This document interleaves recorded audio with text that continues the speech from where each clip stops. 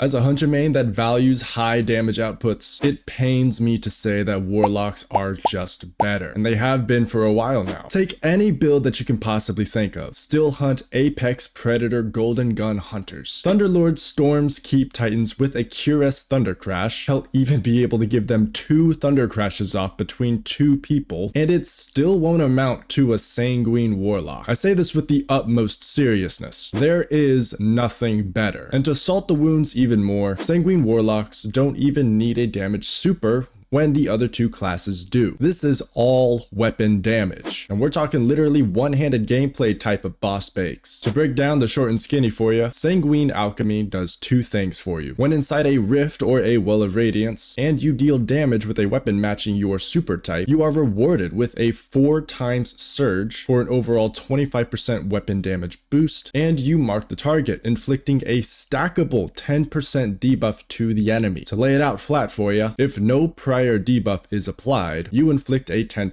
debuff. If a 15% debuff is applied via a divinity bubble, snare bomb, or weakening grenade, your debuff would be stacked up to 26%. And if you have a 30% debuff applied via the hunter tether or tractor cannon, your debuff would be stacked all the way up to 43%. And that truly is the biggest factor here. The ability to increase the debuff is massive. But stay tuned, fellas, because I know the tricks of the trade to make sure that you have a near constant 212% increase to your overall outgoing weapon damage. So let's get into the build here. Starting us off, we have our running build. This will be on the solar subclass, for we will be using at full advantage the Well of Radiance. And that's all we need here. As far as the rest of the subclass goes, if you want to run a Sun Bracers build to clear carpet rooms, a Cenotaph Mask build just to print heavy for teammates, or just a full-on healing build with Speaker Sight, absolutely go for it. I myself do have a couple of those videos posted here on this channel if you want to go take a look at them. I will be posting their links down below, but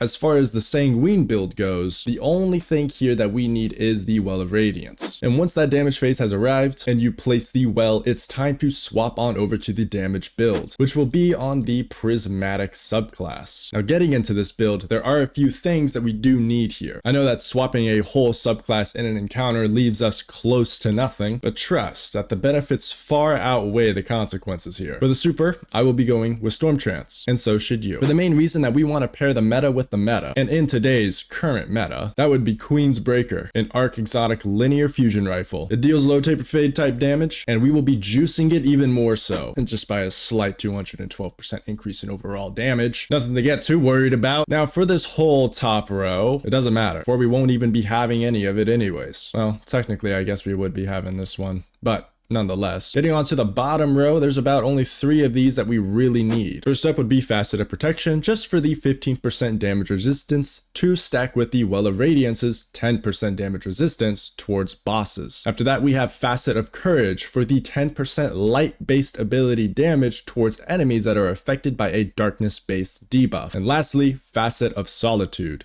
to be our source for this darkness-based debuff, for it states that rapid precision hits will sever the target. This will also further help your survivability in the well, for now the boss will be doing 40% less outgoing damage. Now, just to go over Facet of Courage one more time, for those that just don't fully understand how this will be helping us. As you can see here, the Facet of Courage does state that your Arc, Solar, and Void abilities deal increased damage to targets affected by darkness debuffs. Now, diving deep into the Well of Radiance for you, after casting your well, weapon damage dealt by the caster is counted as super ability damage, but only for the caster. So if you're the only warlock on the team, this won't really matter, for you're going to be the first and last person to place the well. Any more than one warlock, and the optimal strat is actually for all of you to place the well at the same time. It looks funny, but you can't deny the results. This method box. But now it's time to go over the weapon, and as I've already mentioned it before, it would be Queen's Breaker. But unfortunately, since I have to wait a minimum of 10 seconds to make this an official chapter in the video, so not a lot of people need to actually scrounge around to find what weapon we're using, though the meta is pretty obvious, I have to kill a little bit of time. 10 seconds has probably been up by now, and just because of that, it is time to go over the mods. Shall actually switch over to the first one. So now, the mods. For my running build, as you could tell, because this is the Solar Warlock, therefore the Well of Radiance running build, I just went with a healing build. Don't care for the carpet bombing, and if they need me to print ammo, I'll print ammo, but I just thought this is just a placeholder. And as far as mods goes, this doesn't really matter at all. This build is more reliant on the solar subclass and the fragments that are in there, like Benevolence. But I would say that the only important thing here would be ammo economy. If you have 2 phases to go through, you have an Arc Scavenger to just pick up more Queensbreaker ammo when you need to, and a special finisher for when your special runs out. Other than that, you can run basic survivability mods and an Orb Spawner to synergize with the survivability mods, and of course, just your standard resist mods. Not that I would ever need that, because I got no hesitation with Psychic, or Physic. I think it's Physic. This thing is absolutely meta. Do not sleep on it. I love it. But moving on, now it's time for damage phase, and you swap your build over to the damage loadouts. The mods actually don't really change that much either. For Sanguine Alchemy supplies you with 4x surges for the 25% damage bonus. Far better than the primitive 3 weapon surges. And then just to further help the weapon out, of course, we have an Arc Loader and an Arc Dexterity, because why not? Have your standard resist mods to further help you survive inside the well. Not that you really need to, but I'm more thinking of a contest mode type of gameplay. And when it came to the day 1 Sunder Doctrine, you definitely needed all the resist you could get when those ogres spawned during that second encounter. All I'm saying. Lastly, to end this video off, but stay tuned because we have crash out clips at the end, is the artifact. Surprise, surprise, it is the talk of the town, so I'm sure you saw it all coming, but it is particle reconstruction. Just by dealing damage with your linear, you'll receive a stacking damage bonus to specifically that weapon. This is a 27% damage bonus. Now, to address some allegations that might come out, I did not include in any of this testing or damage numbers or calculations the bug with this stacking with debuffs as well. Bungie has already addressed that they are going to fix this, and because of that reason, I left it out of my calculation numbers. If you need to take a quick look at them right here, this is pretty much all of it right here. When it came to damage and you're wondering why does that say 100,000, that is simply just a placeholder number. Place literally whatever number you want to put in there, you know, we'll go up to 1,000,000, and as you can see, the percentage growth doesn't change, but 100,000 is what it is. You can also use this screen to fact check me if I got anything wrong, but good luck with that. But that does it for this build, fellas. Stick around for an unknown traveler crash out clip at the end of this video, but as of right now, this does conclude my time here. If you have enjoyed the video, hit the like button, and if you hate it,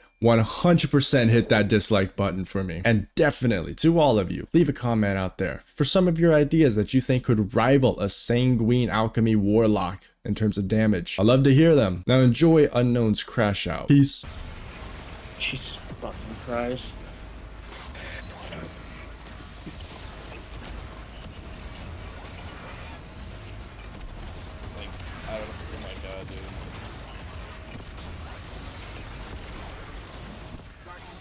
Dude, I'm not doing this fuck-ass rotation anymore. Fuck this dog shit-ass game and this dog shit-ass boss, bro.